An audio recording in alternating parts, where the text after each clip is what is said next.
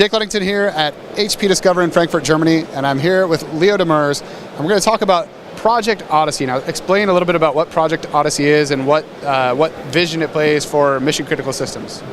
So with Project Odyssey, what we've done is we've taken our existing customer base, we understand that they need to evolve and move and continue to grow, and a lot of that involves increasingly adding mission-critical x86 into their environment.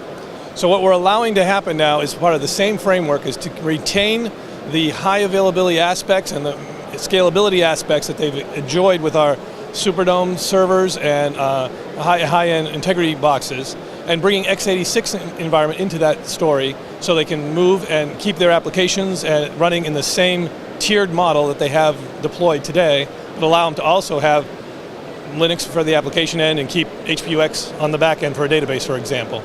So you're talking about using both Linux and HPUX in the same chassis? Yes, absolutely. That's exactly what we're all about, is trying to keep that high availability aspects of our platforms and environments intact for our mission critical customers, to allow them to keep on running and scaling to the and migrating as much or as all of their applications as they see fit over time.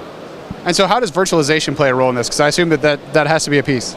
It absolutely is. To start with, on HPUX we have a whole continuum of virtualization that we make available for our customers. We can consolidate older applications using our container technology, where it can look like a whole older server is still running and the application doesn't even have to change, and they can continue to run on newer technology.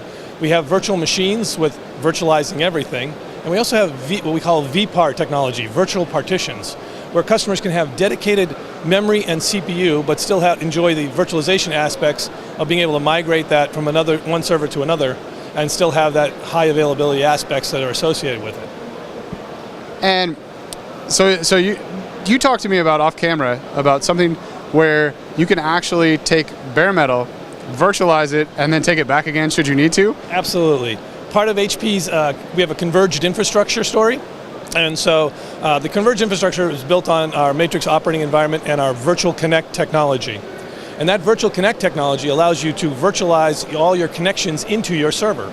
So when you have that profile that allows you to do that, you can change what the pointer goes to that profile, so you can move it to a different server and reroute all the I/O right to it. So if you reboot it and bring it back up, the operating system never realized you moved the whole environment out from underneath its feet, and now it's running on a brand new server, and you can change the version of the server. You can go from an Integrity i2 to an Integrity i4, which is our latest Polson-based processors.